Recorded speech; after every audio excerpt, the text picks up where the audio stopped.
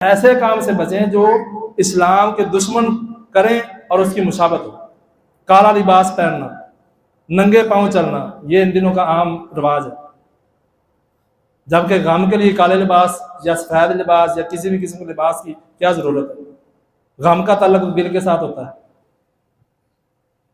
پھر ننگے پاؤں چلنا، گرمی ہے یا سردی ہے، اس کا غم کے ساتھ کیا تعلق ہے؟ اپنے کپڑوں کو پھاڑ لینا، اس کا غم کے ساتھ کیا تعلق ہے؟ تو یہ سارے ایسے معاملات ہیں جو عام طور پہ ہمارے مسلمان بھی کرتے ہیں. جب کہ فوت ہو جائے، عورتوں کو دیکھا ہے گاؤں کے اندر وہ اپنے رانوں پہ ہاتھ مارتے، کبھی سینے پہ مارتے، میرا فلاں مار گیا، میرا یہ ہو گیا، وہ ہو گیا. اور اللہ کے نبی نے ایسی عورت پر لعنت کی ہے. بلکہ یہاں تک حدیث ہے، سیدنا ابو موسیٰ اشعری کہتے ہیں رضی اللہ تعالیٰ عنہ کہ انا بریء ممن بریء رسول اللہ صلی اللہ علیہ وسلم، میں بھی اس سے بری ہوں جس سے رسول اللہ صلی اللہ علیہ وسلم بری ہیں. وہ کس سے بری ہے؟ آگے حدیث کے الفاظ ہیں الصالقۃ، جو تکلیف کے وقت آواز کو بلند کرتی ہے، حالقۃ، جو تکلیف کی وجہ سے، غم کی وجہ سے اپنے بال منہ دیتی ہے، بشاقۃ، اپنے کپڑے پھاڑ لیتی ہے. اللہ کے نبی فرماتے ہیں میرا اس کے ساتھ کوئی تعلق نہیں، وہ جہنم میں جائے جہاں مرضی جائے، میرا اس کے ساتھ تعلق ہی کوئی نہیں. اور ہمارے مسلمانوں کے اندر بھی یہ رواج عام ہے، خاص کر گاؤں کے اندر. گاؤں والے جو علاقے ہیں وہاں کی عورتیں اکثر ایسا کرتی ہیں جب گھر کے اندر کوئی فوتگی ہو جائے. تو ان چیزوں سے بچو.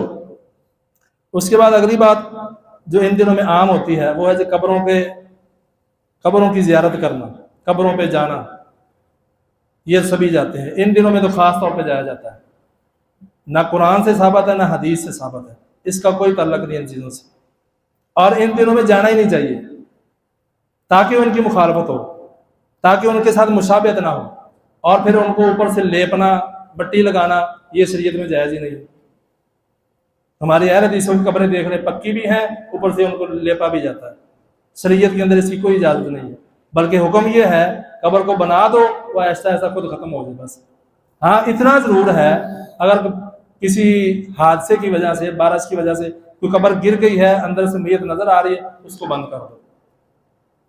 لیکن پھر ہر سال یا 6 مہینے کے بعد اس کے اوپر سیمنٹ کا بورا گرایا ہوا ہے، اینٹیں لگ رہی ہیں، اس کو چونا گچ کیا جا رہا ہے، کچی مٹی کے ساتھ اس کو لیپا جا رہا ہے، اس کے اوپر چاول ڈالے جا رہے ہیں، دال ڈالی جا رہی ہے، اس کے اوپر پیالے رکھ کے پانی ڈالا جا رہا ہے. کیا فائدہ ہے اس کا؟ کون سی شریعت ہے؟ کس حدیث میں یہ سب لکھا ہوا؟ کہیں بھی نہیں ہے. اپنے آپ کو ان چیزوں سے بچائیں. اور یہ فضول خرافات ہیں جن کا حقیقت کے ساتھ کوئی تعلق نہیں. اور ایک اور نحوست جو ہمارے اندر بھی پھیل چکی ہے کہ محرم کے مہینے کے اندر یا کم از کم پہلے 10 دنوں کے اندر شادی نہیں کرنی. کیوں؟ یہ شادی منحوس ہو جائے گی، اس کے اندر نحوست آ جائے گی. کیوں؟ یہ نحوست کس نے بتائی ہے؟ اللہ تو کہہ رہا ہے یہ برکت والا مہینہ. نحوست ہم نے خود ہی ڈال دیا اپنے دماغ سے، لوگوں کو دیکھا دیکھی. ان دنوں کے اندر شادی نہیں کرنی. حالانکہ اللہ کے نبی نے اپنی بیٹی ام کلثوم کی شادی حضرت عثمان سے 3 محرم کو کی، نکاح کیا ان کا. یہ برکت والے مہینے ہیں، یہ عظمت والے مہینے ہیں، ان میں تو اور زیادہ عظمت حاصل ہوگی. ہم کہتے ہیں نہ کرو. نکاح کرنا سنت ہے کہ نہیں؟ دین کا حصہ ہے کہ نہیں؟ قرآن کے اندر حکم ہے کہ نہیں؟ تو قرآن کو عمل کرنا، حدیث کو سمجھ کے اس پہ عمل کرنا، اس میں عظمت ہوگی کہ نقصان ہوگا؟ پھر ایک اور بات ہے جو کہ ہمارے وہ بھی اکثر ہماری جماعتوں کے اندر بھی آ چکی ہے کہ کسی لڑکے لڑکی کی جب شادی ہو، پہلا محرم آیا تو 9 اور 10 محرم عورتیں جو ہے، لڑکی جو ہے جس کی نئی شادی ہوئی ہے، پہلا محرم آیا ہے، وہ اپنے جناب پیکے چلے جائے، سسرال میں نہ رہے.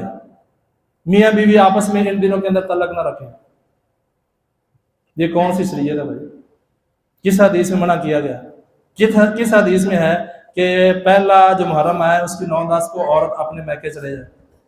بلکہ ہمارے ہاں یہ بھی رواج ہے، یہ تو عام رواج ہے، جو پہلی عید ہوگی وہ جی پیکوں پہ کریں گے، ہم اب واپس جائیں گے. یہ تو ہمارے ہاں بھی عام رواج ہے. شادی کر دی بچے کی، اب پہلی عید آئی ہے، جو بھی ہو، وہ بڑی ہو یا چھوٹی ہو، وہ جو ہم نے واپس جا کرنی اپنے ماں باپ کے پاس. کیوں؟ یہ تو رواج ہے جی، عام ہی چل رہا ہے.